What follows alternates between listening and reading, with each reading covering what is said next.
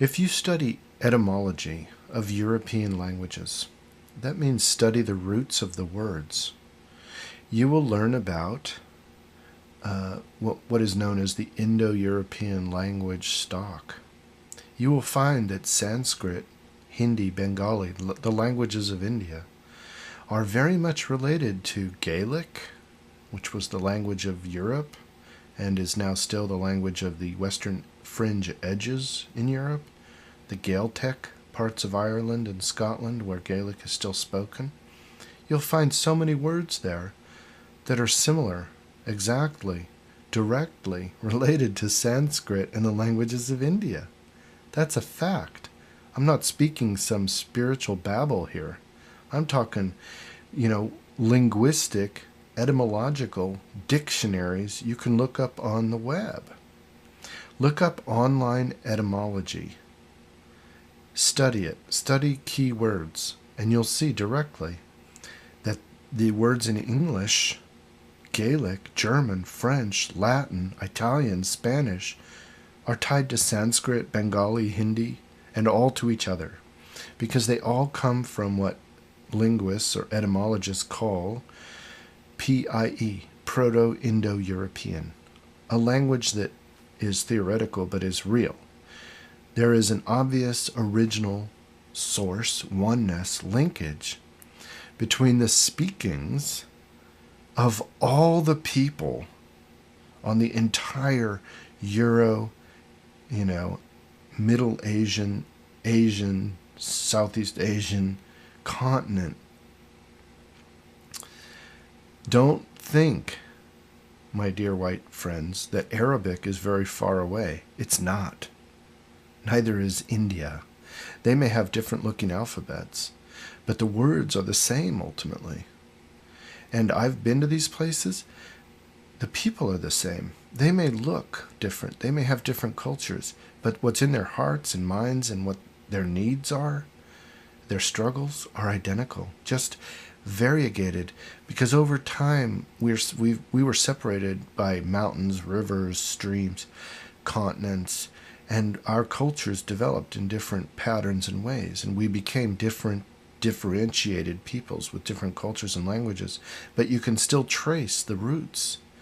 It's amazing that in Ireland, in ancient buildings that are many thousands of years old, you see things that relate directly to concepts and symbols and words that you find in the ancient buildings of India.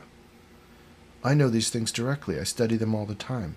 I know the symbols, the words, everything. It's amazing. Like even boo for cow in Ireland and India is one example. Our word bovine comes from this. In India, they have this word boo, boo me. And even calling the earth boo. Same with the Gaels in ancient Ireland. The earth is a cow. Mother Earth, the cow. So, we are all very related. We are all very similar. We have to underline that. Find the common ground. Don't let cultures scare you. People are the same. We're not enemies. We're friends. We're brothers and sisters. We're all one. We come from a common source. We're going to the same place. We live the same lives. Our DNA is so similar. We have the same problems. We're sharing the same air. If one of us makes a huge mistake with a nuclear power plant, we all suffer. So we're very related. That's the truth. That's what should be emphasized and underlined. The brotherhood of man. Our religions and our governments should bring us together, not apart. You should seek that. Not only rethink yourself, rethink your cultures, rethink your governments. Seek oneness of mankind.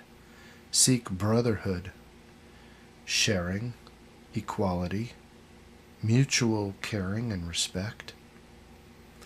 And these cultures, they have a lot of beauty in them, but they also have elements of separation, pride, and ego.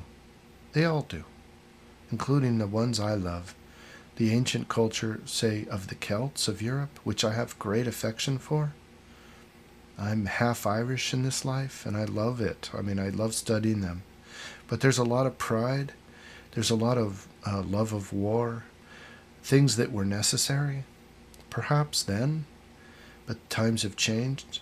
So although we can keep our cultures alive and enjoy them and celebrate them, we have to also know the limitations and the new blessings of our increasing oneness and our increasing awareness. Not just cling to old religions and old cultures that keep us separate and apart and harming each other, hating each other, fearing each other. But keep alive the good and move on into new good. That is what we should be doing. That is what will be helpful. For what we want now and in the future is to be happy. That's what we want. You cannot be happy if you are constantly in the stress of worrying about being attacked. And if you attack, you must worry about being attacked. If you push a people away, or if you push anything into shadow, it will come screaming back out of shadow at you. This is the whole essence of the scary movie. That what is pushed away to shadow comes screaming back out of shadow. A people marginalized are a people on a mission for retribution. Whether it's the Irish who feel marginalized by the British, or the Palestinians who feel marginalized by the Israelis, the American Indians who felt marginalized when their land was invaded. It doesn't matter who or where, what century it is. If you push a people, they will push back. That is not the way. Ultimately, we have to learn how to respect, love, and include everyone and everything, all of life. It will become, in the future, about balance, and this is to achieve happiness. That is the aim.